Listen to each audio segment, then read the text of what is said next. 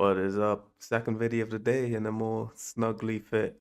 So yeah, we're here with ReZero episode 2. What happened with episode 1? Don't ask me. Episode 1 is an hour and 30 minutes long. It's gonna take a bit more time to get through and recap and whatnot. This is just gonna be like a little recap the day before the new episode comes out, because if you're like me, you kind of just forget what happens if you watch anime weekly. I don't usually watch anime weekly. I like to leave it till the end of the season and binge it. But some animes that I really like and just can't wait for, like ReZero, I'm gonna watch weekly, but I'm always gonna need a little recap. So this is what this is.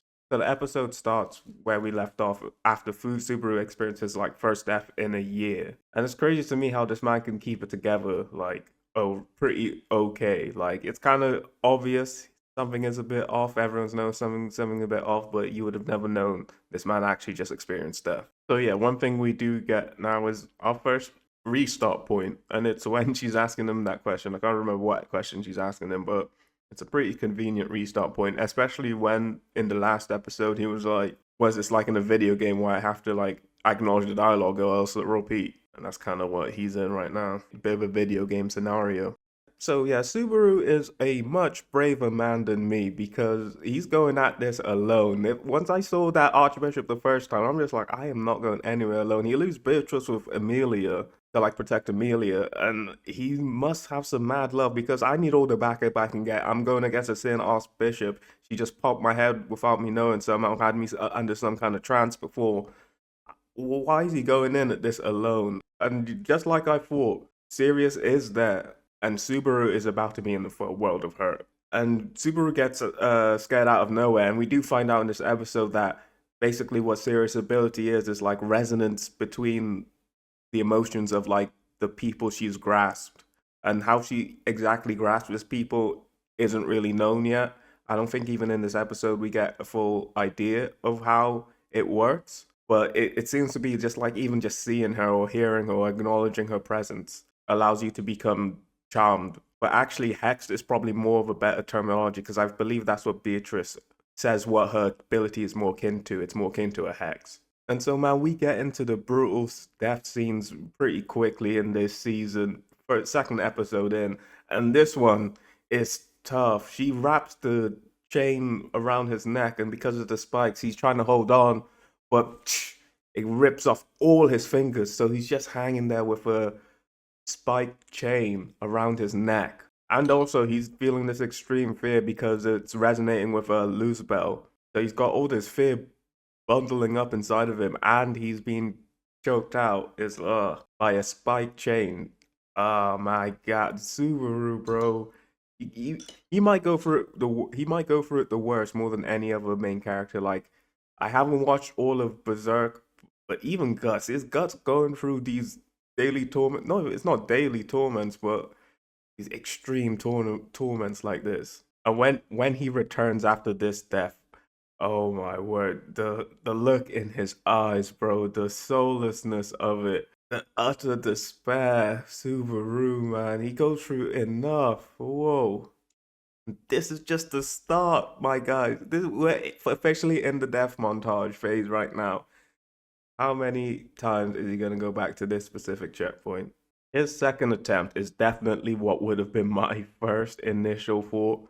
Man, get the man Reinhard out here, please. This is really good because spoiler for the end of the episode, but we find out even Reinhard can't completely deal with this situation cleanly. And that's a great, like, huge thing to get out of the way, because any situation you're just thinking, call Reinhard. With this one, it's not going to be as simple as the powerhouse Reinhard comes in and saves the day.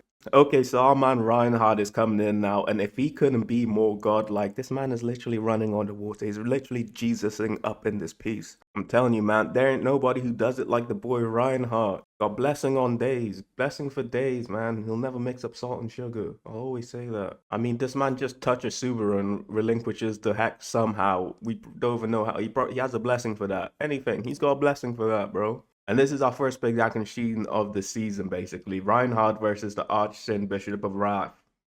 The Sin Archbishop. And you know, I love ReZero, but I don't love it for the fights. But it is really nice to see some really good fights because we got so many like actually really powerful characters, but we just never really see them fighting like that. I really want to see how Reinhard would face up against the Bishop of Greed, Regulus, I believe his name is. Like I still think Reinhard would like win because he's Reinhard. I just like to see the battle go down, just like we're seeing this battle go down. Because this man is just like she pulls out the chains and he's like, "Oh, chains, what a bother," or whatever, and then he just destroys the chains like. Nothing is a problem to this man. So Reinhard has her dead to rights right now, and the whole crowd is like chanting on Reinhard to kill her, and they're clearly like under control. That all their eyes are glowing red, and yet Reinhard lays the final blow, and we find out that whatever kind of death that you give to Sirius, any person that she's controlling suffers the same fate. So yeah, that's why Reinhard has become ineffective because you can kill the Sin Archbishop, but you just have a bunch of casualties. And I think even Subaru like contemplated that for a split second. He obviously doesn't want to have any casualties. But if it was me, them 30 people that I don't know, we can call it a day. We can call it quits on them, bro. But so he's got the ability to save everyone, so he's gonna try and save everyone. Subaru is. The look in Subaru's eyes this time is a different kind of hopelessness to the last time. That was hopelessness out of complete fear. This one is just like true hopelessness. Like, I sent out the strongest thing I know, and even that can't solve this situation for me. What am I supposed to do?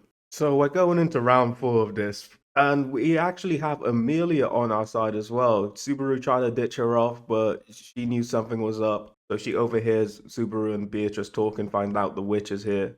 Find out that the witch cult is here and wants to join in on the action. Subaru does push back a bit, but Emilia's like, yo, I'm a big girl. I need to take care of my own problems as well, you know? And they get to the square, and as soon as Sirius like pops up, Emilia just launches a huge ice attack at her. No wasting time at all. And it's actually an insane attack. And like I was saying, we actually have some really strong characters. We just never really get to show off how strong they are. Like Emilia's like super powerful. She throws that whole forest with her like amount of mana she can control. She's left her family, her village family, in permanent ice with some kind of insane magic spell she just couldn't control because she was too young and in a rough mental state as well at that time. Subaru and Beatrice also had a plan to free all the people being mind controlled with Shamak, but Beatrice, now seeing the spell actually firsthand, realizes it's more akin to a curse or a hex, so Shamak won't work. Sirius is alive, obviously, since all the people are hypnotized and under her control. She busts out of Emilia's ice attack move that she did, and she is pissed. She is way different from the last couple times we've seen her, and she's livid at Emilia, saying she stole someone away from him.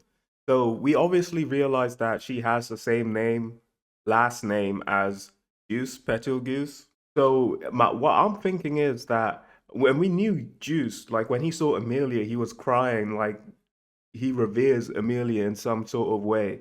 So I feel like Juice had this wife, joined the church, well, the church is the cult, not the church, for Emilia for some reason, and the wife knew, like he looked up to Emilia so much. Because I feel like she's specifically mad at Emilia, and not like she's mad at Satella, the witch of envy, like how a lot of people are mad at Satella, and because Emilia looks just like Satella, she gets the burden of those hatreds as well. But I feel she's saying this half devil, so I feel like she is specifically talking to Emilia.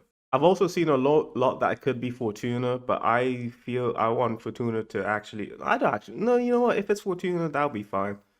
But I wouldn't want that because I wouldn't want her to be so twisted to hate Emilia. But ReZero is that messed up, so it could be. It could be Fortuna, and now she just hates Emilia. That would be so sad.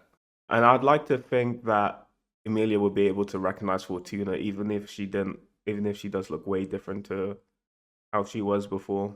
I mean, Sirius is even using some like flame kind of magic that she wasn't using before. Maybe she did use it against Reinhard, but we just didn't see that.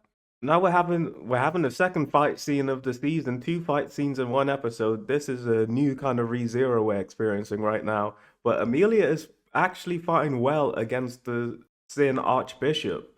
I was even kind of scared for Emilia going into this fight. I mean, it's like, are they really going to be able to do anything? But like I was saying, she is strong, and it's kind of like quite a weird contrast. Like she's doing these amazing moves, but she does have a like, it is Emilia's voice actor doing the like kind of cutesy like um exasperations. It's literally a cute elf girl fighting, and yeah, imagine what that would sound like it would be like a manly grunt, like whilst they're like attacking. It's interesting to see, and it like kind of really highlights the fact that you don't really see a lot of badass females like just normally properly fighting in anime. We get to see a little bit of fruits of the labor that Subaru was pulling off. Beatrice did like a spell to make them elevate, and he did his whip Indiana Jones styles and launches himself into the top of the. I'm gonna call it a clock tower or something. So Sirius pulls the hostage card, and she has Lucibel's little girlfriend Tina. We finally get to see who Tina is, and that just reminded me of a Dashi Games bit he used to have a long time ago. Tina, if you know, you know.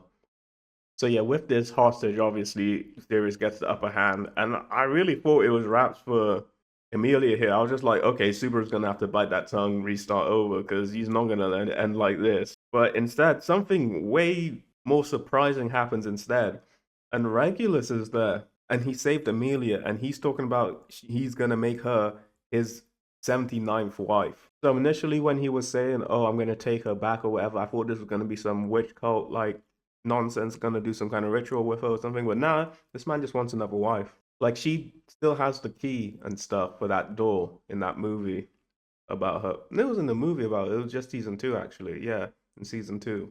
Do they still need that key?